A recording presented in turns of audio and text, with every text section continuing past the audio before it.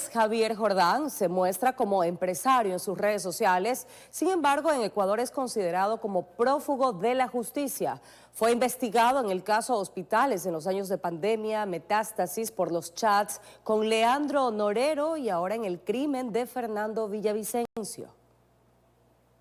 Uno tiene que decir la verdad. Tiene amplio movimiento en sus cuentas en redes sociales, sobre todo en X. Se autodenomina empresario e inversionista y no prófugo. Ecuador, buenas noches. Lo prometido es deuda. Pero el nombre de Javier Jordán sale a la luz pública durante el inicio de la pandemia, en el año 2020, cuando la Fiscalía abrió una investigación por la corrupción en hospitales públicos, en la que hubo contratos ilegales en la adquisición de medicamentos e insumos, en un caso en el que también fue acusado Daniel Salcedo. Pero en el 2022, Fernando Villavicencio publicó esta fotografía que fue muy cuestionada por los personajes que estaban en la piscina en una casa en Miami. Estaba Javier Jordán y el ex asambleísta Ronnie Aliaga, entre otras personas que después las mencionaron con alguna vinculación con el crimen organizado, en un caso denominado Hospitales. Pero en el 2023 la Fiscalía presentó el caso Metástasis y Jordán vuelve a aparecer entre los nombres de los procesados, en esta ocasión por los chats que hallaron en los teléfonos del narcotraficante Leandro Norero y las conversaciones de supuestos contratos con alcaldías y prefecturas, y lo procesaron por presunta delincuencia organizada. Además, se le ordenó prisión preventiva, pero esta no se ejecutó al ser considerado como prófugo de la justicia.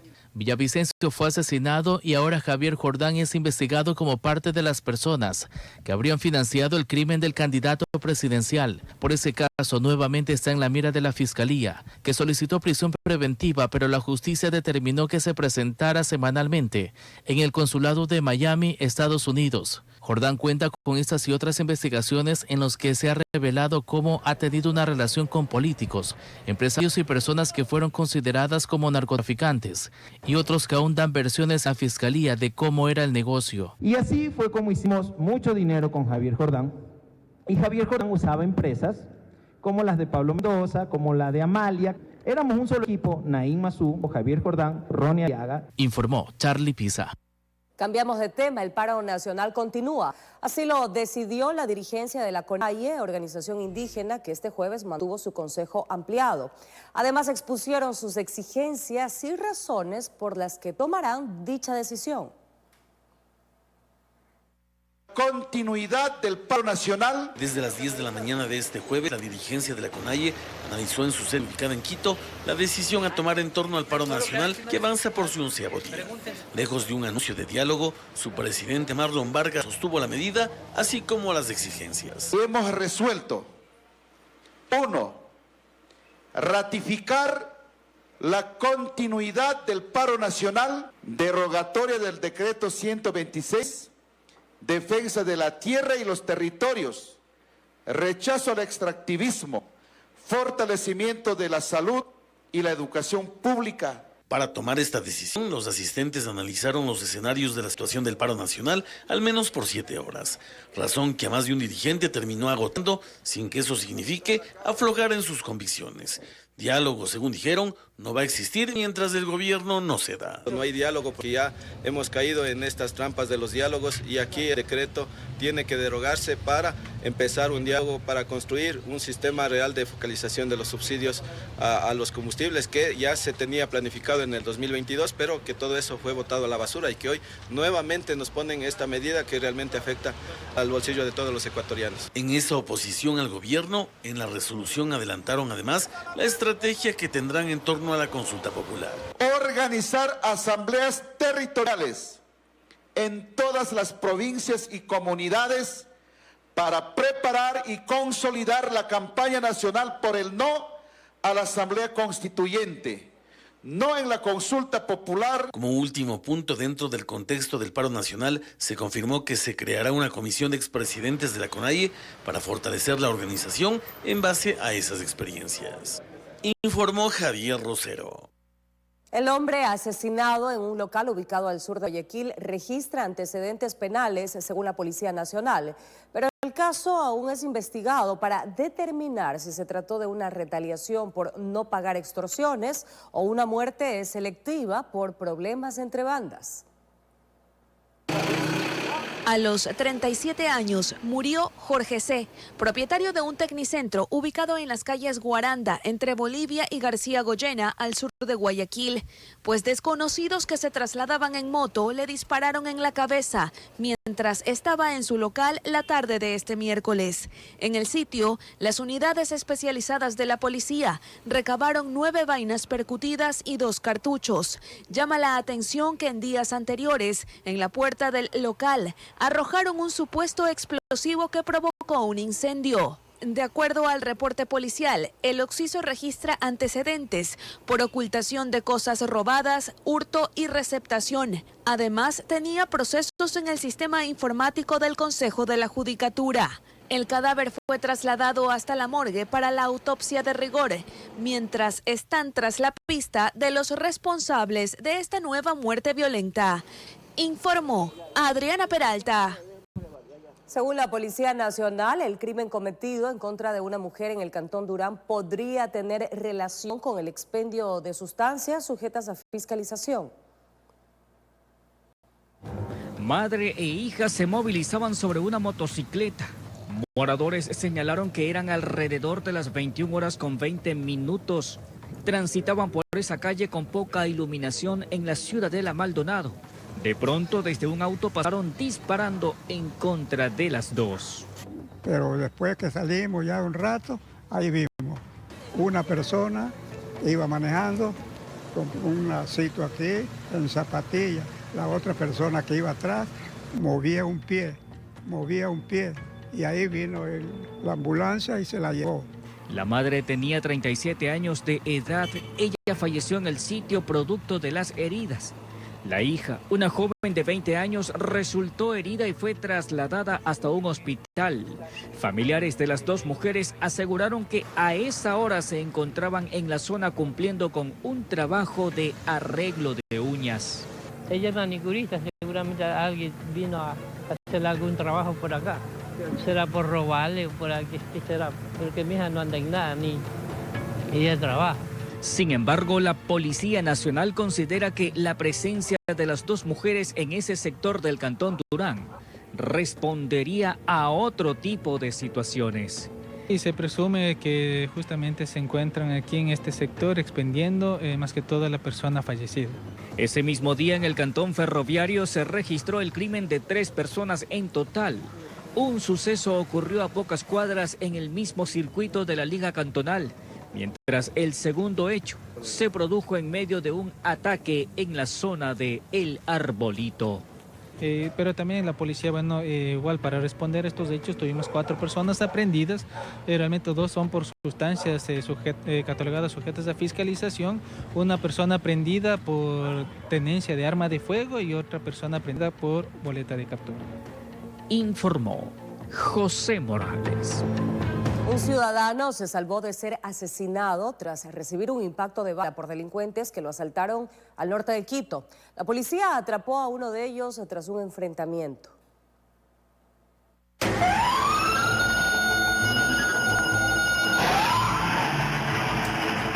El ciudadano caminaba con su mochila cuando fue sorprendido por estos 2 hombres. Uno de ellos le dispara. Entonces, la víctima cae al piso, herido de bala. Empiezan así a robarle las pertenencias. Pero los cálculos les fallaron.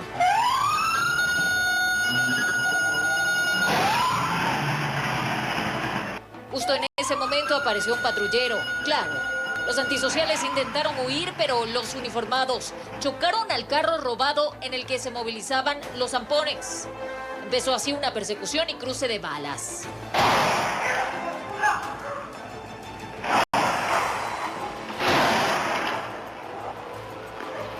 Ladrones, tratando de asesinar a los gendarmes por evitar su captura. La víctima logró ponerse de pie. En medio de la adrenalina ni siquiera se dio cuenta que sangraba. Por fortuna, no lo mataron. Está vivo de milagro. Tiene una herida de arma de fuego en el omóplato derecho. Durante la balacera, ningún uniformado resultó herido. 2 de los antisociales lograron escapar con el arma. Un tercero no pudo hacerlo. tenemos un detenido que es de nacionalidad venezolana, 28 años. El patrullero quedó en estas condiciones. Ahora será el seguro el que tenga que reponerlo fuera de servicio por unos 2 meses. Con las pruebas que hay, se espera que la justicia prive de la libertad al extranjero que con sus cómplices se dedicaba al asalto y robo con arma de fuego a todo aquel que para su mala suerte se cruzaba por su camino. Puesto a órdenes de la autoridad competente, esperemos que no vuelvan a ingresar por esa ruta giratoria que muchas veces suele pasar con la función judicial. Mañana esté libre nuevamente, atracando en las calles de acá en el norte de Quito. Informó Marilyn Jaramillo. En Guayaquil, la Cámara de Distribuidores de Combustibles del Litoral apoya la eliminación del subsidio al diésel, pero también espera un aumento en el margen de utilidad que afirman está congelado desde hace 20 años. Piden además incentivar la importación directa de la empresa privada para mejorar la calidad y los precios de las gasolinas. Desaparecer el subsidio era algo que desde hace años lo venían pidiendo a gritos. Aunque en tiempos de compensaciones a transportistas y agricultores, en la mesa de diálogo que mantienen con el gobierno, las gasolineras hablan de una urgencia que tiene 2 décadas. Quizás es el único sector en la economía del país que no se ha revisado su rentabilidad. Afirman que por más de 50 años el subsidio se distorsionó y no cumplió el fin social. Plantean por ello promover la importación directa desde la empresa privada. Tengan ustedes la seguridad que vamos a obtener productos de mejor calidad y a mejor precio. La idea es ir desplazando a Petroecuador del monopolio del abastecimiento del combustible. La Asociación de Gasolineras de las Zonas Periféricas del Litoral expuso que al margen de los costos operativos, también tienen otros problemas. Por la delincuencia, por la inseguridad y obviamente, como le decía, por el monto que tenemos que pagar, por la cantidad de kilómetros que debe viajar la transportación. El margen de utilidad en Extra y Ecopaís es 16 centavos y 13 en diésel. Ellos aspiran a aumentar 6 centavos. Si no les dan los 6, sino la mitad. No nos adelantemos los acontecimientos. Tengamos la esperanza que tengan quedando lo justo, mínimo 6. Informó Jorge Escobar. Una pelea callejera provocó la muerte de un hombre en el norte de Guayaquil. Su vecino lo apuñaló y luego intentó esconderse en su casa, pero agentes de la policía lo detuvieron.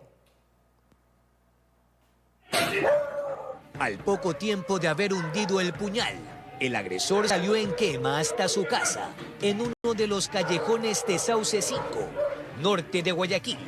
En el soportal amenazó a su víctima si cruzaba la puerta, pero en cuestión de segundos.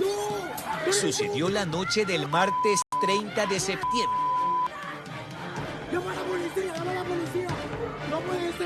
Elementos de la policía llegaron de inmediato y procedieron a detenerlo. Según los vecinos, el hombre de 19 años de edad es muy problemático y violento. Hace 2 meses ya tuvieron un altercado, pero evitaron que pase a mayores. Manuel Ege tenía 36 años de edad, era hijo único y dejó a un niño de 9 años en la orfandad, informó Jorge Escobar. 2 hechos violentos se registraron la tarde de este jueves. El primer incidente se dio en el Guasmo Sur, en Guayaquil. Una mujer fue asesinada por disparos dentro de un restaurante. En la escena del crimen se puede visualizar que una de las balas traspasó una puerta del local. Al lugar llegó criminalística para recabar los indicios balísticos e iniciar con las investigaciones correspondientes. Asimismo, Medicina Legal realizó el levantamiento del cadáver. Hasta el momento, la Policía Nacional no se pronunció ante este suceso. Mientras que en las calles de Antepara y El Oro, centro de la ciudad, un hombre fue baleado cuando se movilizaba en su vehículo. En el automotor quedaron registrados 4 proyectiles. La víctima fue trasladada a una casa asistencial. Las autoridades investigan el motivo de este ataque.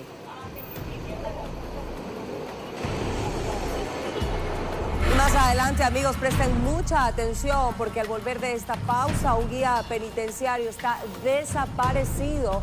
Fue visto por última vez en Guayaquil. Laboraba en la cárcel de Turi, en Cuenca, provincia de La Suay. Además, jornada violenta en Manta, 6 muertos y 3 heridos. Uno de los ataques armados se dio en el barrio El Paraíso. Dispararon 20 veces a un hombre de 36 años de edad. Quédese con nosotros. Volvemos enseguida.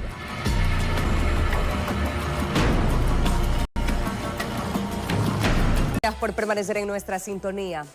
Una persona privada de libertad apareció sin vida en una celda del penal de Barones en la provincia de El Oro y está muerta. Esto se da un día después de la intervención en este centro carcelario. Nuevamente el Centro de Personas Privadas de Libertad del Cantón Machala generó alarma, y es que la mañana de este jueves 2 de octubre hallaron el cuerpo sin vida de un recluso en una de sus celdas. Este ciudadano fallecido no tiene signos de maltrato, presumimos de que fue asfixiado, no tenía ninguna enfermedad ni tuberculosis. Ahí en esa celda indican que hay alrededor de 60, 70 privados de la libertad y algunos vinieron a avisar indicando que no se levanta a desayunar. El hecho se registró cerca de las 6 de la mañana en el pabellón denominado La Escuelita 1. El fallecido fue identificado como Giancarlos Montalbán, alias Arigüeya, quien ingresó hace 7 días junto a 2 sujetos más, acusados de planificar un atentado contra funcionarios del penal. Bueno, son rencillas que ellos tienen ahí adentro, pero nosotros estamos investigando. Tengo entendido de que ya se va a verificar también testimonios de los demás internos y esperemos lograr la presión también de estos individuos, que aparte de que están presos, se les vuelve a meter presos. Esta muerte se da un día después que el bloque de seguridad ejecutara un mega operativo al interior de la cárcel, donde se buscaba decomisar armas y otros objetos que ingresan de forma ilícita a la prisión. Estamos haciendo varios operativos, no va a ser la única requisa. Vienen varias requisas con la finalidad de que traiga la paz y la tranquilidad a este centro penitenciario. Ahí hay 1.700 presos, es una cárcel que ya tiene sus años también. El objetivo es reducir los delitos al interior del presidio, donde el pasado lunes 22 de septiembre se registró una masacre que dejó 15 víctimas mortales. Por ello se realizó el traslado de 21 reos involucrados en la matanza a otras cárceles del país, informó Richard Ceballos. La escasez de oxígeno en hospitales de Imbabura revela la cara más crítica de las paralizaciones que pone en riesgo de muerte a pacientes graves. La vicepresidenta de la República y las Fuerzas Armadas denunciaron que los bloqueos impiden la llegada de estos insumos a las diferentes casas de salud. Las paralizaciones que cumplen más de 10 días en el país han generado una crisis en el abastecimiento de insumos médicos, especialmente oxígeno medicinal hacia las provincias del norte. La situación se tornó crítica en hospitales de Imbabura, donde pacientes en estado grave, incluidos bebés y adultos mayores, esperaban la llegada de este recurso vital. La vicepresidenta de la República, María José Pinto, publicó un video en el que solicitó abrir un corredor humanitario hacia esta provincia, advirtiendo sobre la necesidad urgente de garantizar el suministro. Por favor, abran el corredor humanitario y permitan pasar el camión de oxígeno ahora. La vida no puede esperar. Las Fuerzas Armadas también se pronunciaron con firmeza y denunciaron la obstaculización del transporte de oxígeno, alertando que impedir el ingreso de recursos médicos constituye una grave amenaza contra la vida y la salud de los ecuatorianos. Una empresa dedicada a la distribución de oxígeno confirmó que varios despachos aún no han podido llegar a su destino. Los tanques permanecen en espera hasta que exista un paso seguro para movilizarnos hacia las provincias del norte, indicó su vocera. Para tema de envíos a provincias, lo que es Sierra Norte, ahí sí hemos tenido un poquito de inconveniente con el servicio de transporte por las calles que están bloqueadas. Más o menos se ha reducido en un 70% más o menos, o sea, sí está prácticamente un poquito bajo, porque prácticamente los clientes que nosotros tenemos, subdistribuidores que tenemos a nivel nacional, por el tema de paro no nos están solicitando, porque se está quedando los envíos. Estos inconvenientes han dificultado que se cumplan con los cronogramas previstos. Claro, sí sería bueno el diálogo, más que todo por lo que toda la gente necesita, lo que son estos equipos. Estos equipos son para vivir, necesitan el oxígeno para vivir, sobre todo las personas que tienen carencia en lo que es terapia respiratoria, entonces sí necesitaría. Sin embargo, este 2 de octubre, desde el Hospital San Luis de Otavalo, partió una caravana de vehículos y motocicletas con una misión urgente: escoltar un camión cargado de oxígeno que se encontraba detenido en la zona del Cajas debido a los bloqueos. El operativo fue liderado por funcionarios del hospital, paramédicos, personal rescate y miembros de la Cruz Roja, así como la alcaldesa de Otavalo. La emergencia sanitaria, por la falta de insumos médicos, se suma a la tensión social y política que atraviesa el país debido a las paralizaciones. Informó Miguel Ángel Bedoya. La serie de hechos violentos registrados durante los 11 días de paro nacional reabre el debate sobre el alcance de la justicia indígena dentro del marco constitucional. Expertos jurídicos advierten que el mal uso de esta figura podría tener repercusiones en el ámbito penal al involucrar delitos como secuestro o asesinato.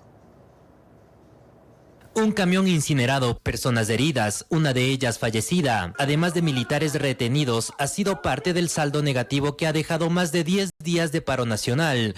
El pasado miércoles, el ministro de Defensa, Giancarlo Lofredo, confirmó que los 17 militares que se encontraban retenidos en Imbabura, epicentro de las protestas, llegaron a Quito para ser hospitalizados tras presentar graves heridas. El hecho aperturó el debate nuevamente de hasta dónde se faculta constitucionalmente la justicia indígena. El artículo 171 de la Constitución de la República del Ecuador establece claramente que las autoridades de las comunidades, pueblos indígenas, ellos son, en otras palabras, los que ejercen justicia dentro de su territorio. El artículo señala que la solución de sus conflictos internos no debe ser contrarios a la Constitución y a los derechos humanos reconocidos en instrumentos internacionales, por lo que Tipán señaló que existiría una mala práctica al momento de aplicarla. Ahora lo que estamos viendo en la actualidad, que se está mal aplicando la justicia indígena,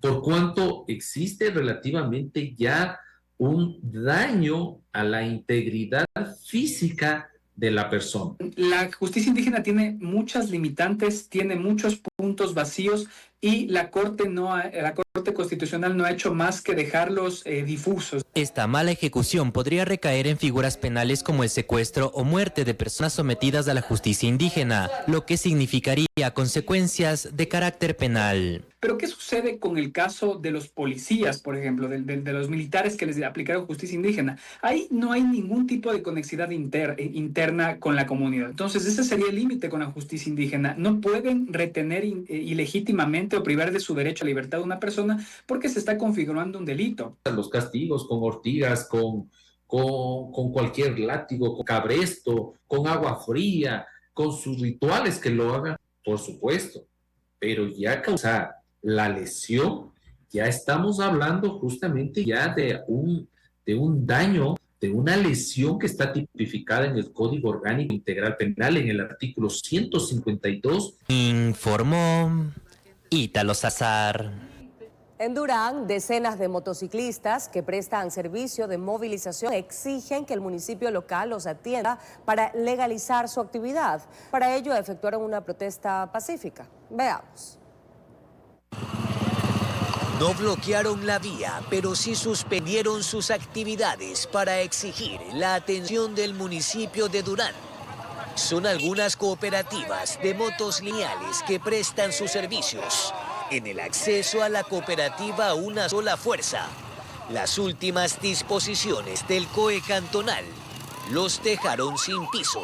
Imagínense, no pueden andar personas. Para un estudiante cargar tiene que tener certificado, credencial, permiso del colegio, cuando aquí ningún colegio aún da una credencial. Entonces nos afecta porque de eso vivimos. Se quejan además de los constantes operativos efectuados por los agentes de tránsito y la Policía Nacional. Están conscientes de que no cuentan con los documentos habilitantes para su actividad, pero piden un plazo. Es verdad, hay varias motos caídas, varias personas que trabajan sin licencia, pero son madres de familia, son padres de familia, son personas que necesitamos comer día a día. No estamos robando, no estamos delinquiendo. Esperan tener un acercamiento con las autoridades lo antes posible. No tienen otras opciones. Y necesitamos trabajar porque a mi edad, que tengo 65 años, ya nadie me da trabajo. Y muchas personas estamos haciéndonos al trabajo. Informó Jorge Escobar. El Consejo Nacional Electoral aprobó los diseños de papeleta, el plan de auditoría y las reglas para observadores del referéndum y consulta popular 2025. Por otro lado, la Revolución Ciudadana no fue calificada para realizar campaña para las 2 preguntas del referéndum. De manera virtual, el Pleno del Consejo Nacional Electoral adoptó varias resoluciones en torno al referéndum y consulta popular del próximo 16 de noviembre. Por una parte, se aprobaron los diseños del material electoral, documentos y la papeleta que se utilizará en esta jornada. La boleta será de formato A4 con tonalidades celeste y amarilla e incluirá 3 preguntas, 2 de referéndum y 1 de consulta popular. De acuerdo con la información, la papeleta contará con elementos de seguridad implementados por el Instituto Geográfico Militar. Entre ellos tendrá efecto anticopia, microtexto con diferentes tramados, mecanismos anti-escáner y código de barras, a fin de evitar cualquier intento de falsificación. En la misma sesión, el Consejo Electoral también aprobó el plan de auditoría, donde las organizaciones políticas y sociales registradas podrán inscribir a sus auditores para evaluar tanto los procesos operativos como los sistemas internos. La institución informó que la acreditación de observadores se llevará a cabo entre este 3 de octubre y el próximo lunes 13 de octubre. La documentación deberá presentarse en la Secretaría General del CNE o en las 24 delegaciones provinciales electorales. Por otra parte, el Pleno resolvió negar la participación del Movimiento Revolución Ciudadana en la campaña electoral del referéndum.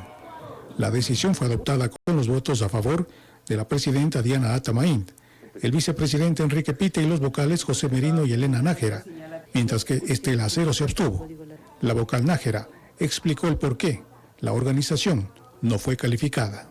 El numeral 4 del apartado 7º de dicha resolución establece de manera taxativa la documentación indispensable para la organización de organizaciones políticas, para la inscripción de organizaciones políticas. Estos requisitos son de cumplimiento obligatorio, pues validan ante la autoridad electoral que la posición política declarada por el representante legal cuenta con el respaldo institucional y estatutario de su máximo órgano de dirección. La ausencia de dicho documento configura un incumplimiento de forma y de fondo, pues incumple tanto la normativa electoral como el régimen orgánico interno de la organización política. Con estas decisiones, el Consejo Electoral avanza en la organización de la jornada democrática del 16 de noviembre, que se desarrollará bajo observación nacional e internacional, informó Miguel Ángel Bedoya. En otro tema, todo está listo para el tradicional desfile alegórico por los 205 años de independencia de Guayaquil, que este año destacará la imagen del Malecón 2000 como símbolo de modernidad urbanística. Mientras tanto, en la Feria de Guayaquil, que se efectuará en el Parque Samanes con la presentación de artistas internacionales, se espera un flujo de aproximadamente 100.000 personas diarias. En un taller ubicado en las calles Argentina y Tulcán, Franklin y 10 personas más apuran los acabados de las imágenes icónicas que estarán a bordo de 7 vehículos en el desfile de este domingo 5 de octubre. Bueno, tenemos uno que es la barcaza Morgan, que pasa en el río Guaya. Tenemos lo que es el Cinema Malecón, para dar una invitación al público para que vaya y asista al Malecón 2000. Desde finales de julio, la Dirección Municipal de Turismo, Eventos Especiales y Promoción Cívica inició los preparativos. Este año se destacará el Malecón, vértice de historia y modernismo. Y en base a la data que nos da el SPOL en nuestro observatorio, el Malecón 2000 es el lugar más visitado por mucho, de diferencia del segundo lugar, que es las escalinatas, la Nuba Pompilio, la Barrio de las Peñas y de ahí los otros lugares. La Feria de Guayaquil se llevará a cabo del 9 al 12 de octubre. Habrán 12 pabellones temáticos de emprendedores, más los conciertos de artistas internacionales. Luis Fonsi, Alcia Costa, Elvis Crespo, Víctor Manuel, Grupo Nietzsche, los nacionales como Tranzas, Douglas Bastidas, Audi, Medardo y sus players, también estará Capo. Bueno, hay una variedad. Proyectan el ingreso de 100.000 personas y ventas por $1 millón al día. Guayaquil, perla bicentenaria que se enciende cada 9 de octubre por sus libertades y supervivencias. Informó Jorge Escobar.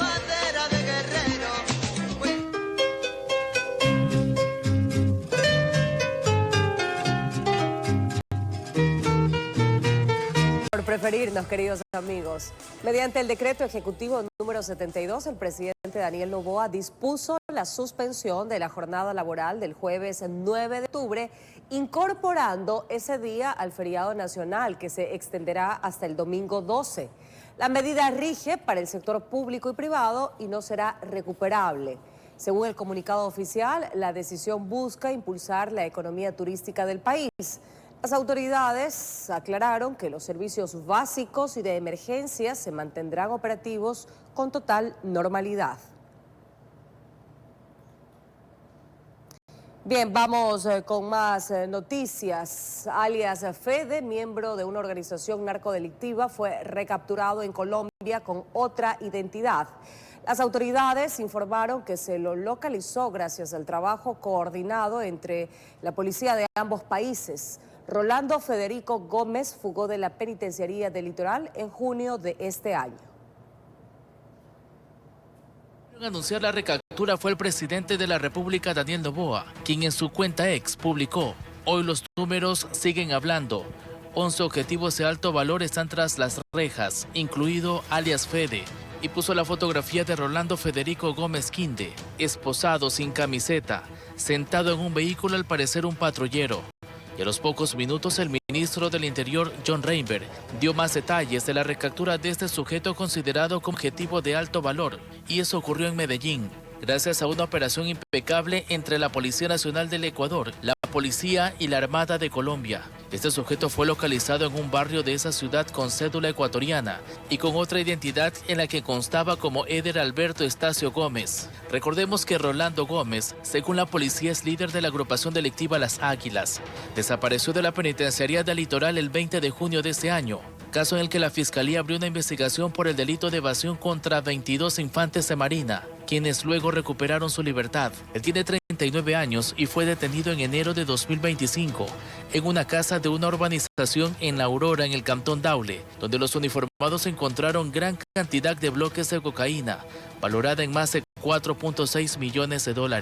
Después de la fuga, el ministro Reinberg y Lofredo anunciaron al país una recompensa de $1 millón para quien aporte información para que sea localizado inmediatamente. Alias Fede tiene antecedentes penales por delitos como robo, asociación ilícita, asesinato, tenencia ilegal de armas de fuego, entre otros. Y en mayo de 2024 apareció una narcofiesta en la Vía La Costa, donde fue esposado pero no procesado. Ahora las autoridades no han informado todavía cuándo este sujeto será trasladado a Ecuador y en qué cárcel ahora cumplirá su pena. La seguridad para él también será redoblada, informó Charlie Pisa. Tras 11 días de paro nacional, decenas de videos difundidos en redes sociales han evidenciado la violencia registrada en la última jornada de protestas. El material muestra agresiones de grupos vandálicos contra transeúntes, conductores, comerciantes que se niegan a sumarse a las movilizaciones y propiedad privada. En el 11º día del paro nacional, las redes sociales volvieron a evidenciar episodios de violencia que afectaron a ciudadanos ajenos a las protestas, así como a comerciantes y conductores en distintas ciudades.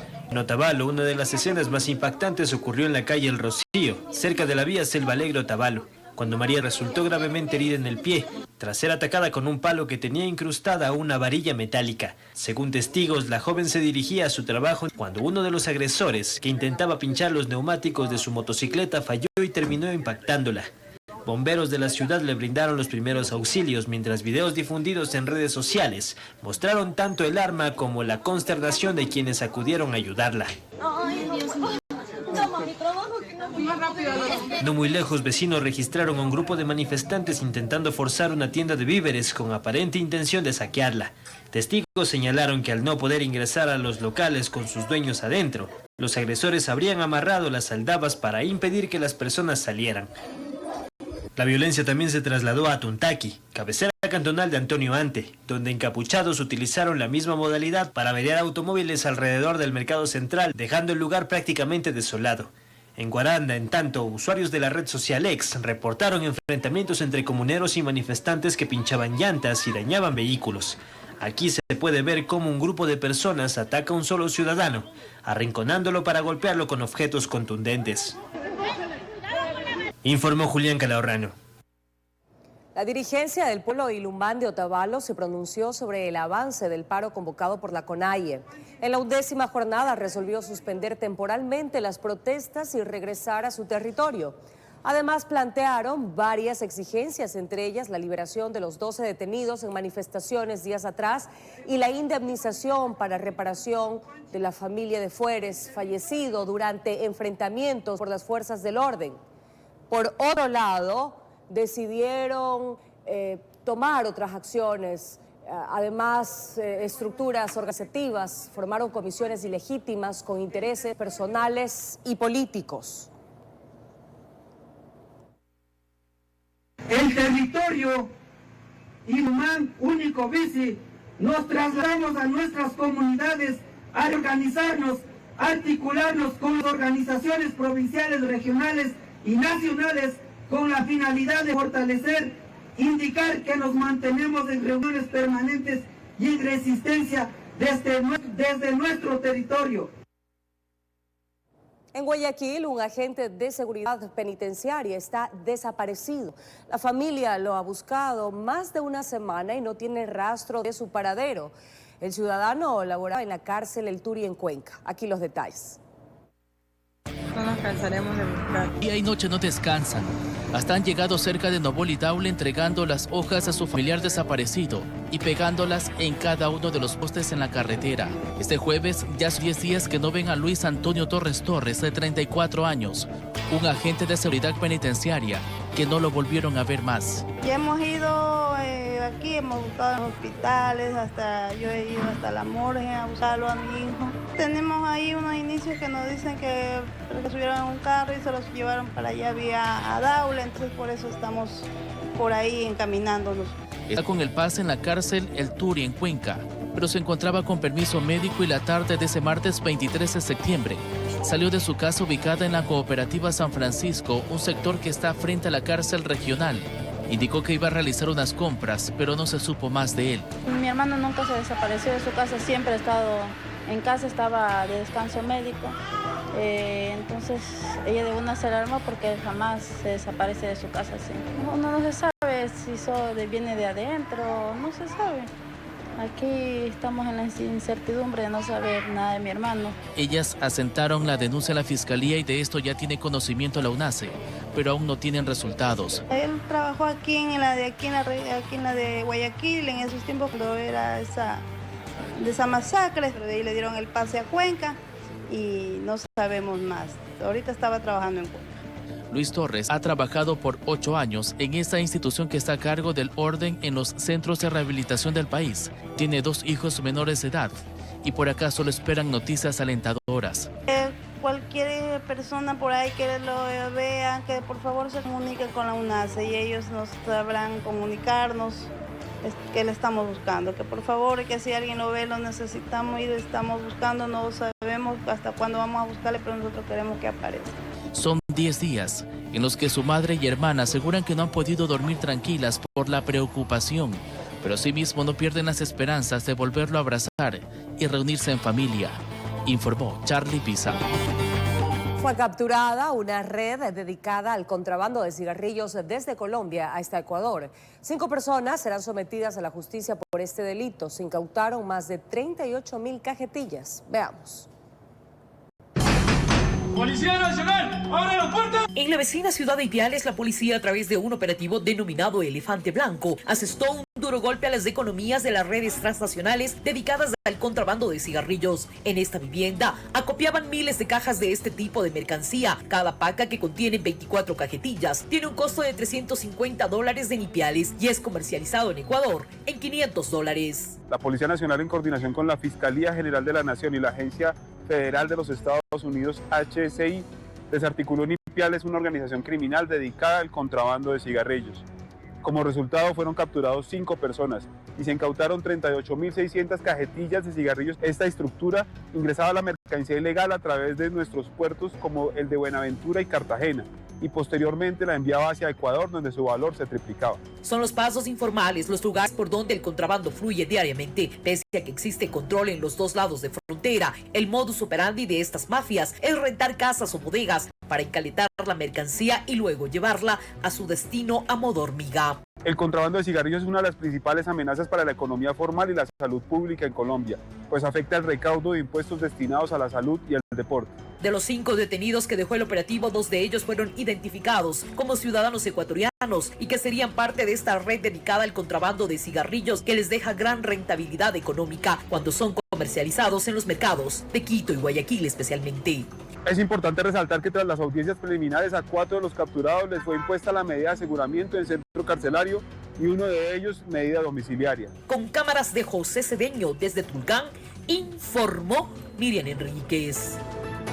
En 4 hechos violentos, 6 personas fueron asesinadas y otras 3 resultaron heridas en Manta, provincia de Manabí. Entre las víctimas hay una pareja acribillada dentro de su vivienda. La policía investiga estos hechos violentos. 6 personas fueron asesinadas y otras 3 resultaron heridas en 4 hechos violentos registrados en un periodo de 14 horas en Manta, provincia de Manabí. El primer ataque ocurrió en el barrio Circunvalación. Las víctimas son parejas. Se trata de Zaida Romina Carbo González, de 32 años de edad, y John Josué Cedeño Macías, de 31 años. 5 sujetos habían ingresado a esa vivienda y ingresan y realizan los disparos contra la humanidad de estos ciudadanos. De igual forma, los ciudadanos registran antecedentes penales, los 2. Después, en el barrio Amazonas de la parroquia Eloy Alfaro, se registró otro doble crimen en una zapatería. Aproximadamente se levantó 10 indicios balísticos de calibre 9 milímetros aproximadamente. ¿Qué versión tienen? ¿Qué andaban los usuarios? ¿Cómo se... Por versiones de los moradores que vieron el hecho y de los familiares, nos supieron indicar que son 2 personas de sexo masculino, aparentemente afroecuatorianos, que se movilizaban en una motocicleta. Las víctimas fueron identificadas como Ferdín Roldán Mendoza, de 50 años de edad, y Luis Fernando Parrales Muñoz, de 57 años. El único parentesco que tienen las 2 víctimas, el uno es dueño del local y el otro es uno de los trabajadores. No hay ¿De la zapatería o de la ferretería? De la zapatería.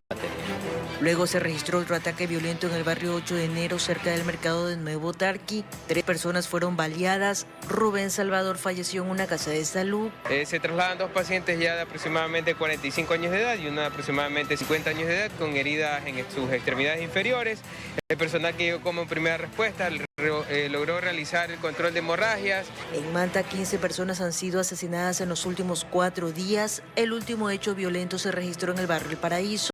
Marcelo Macías, de 34 años de edad, fue abatido en la vía pública. Se encontraba caminando, es interceptado por un vehículo color negro, aproximadamente 3 ocupantes.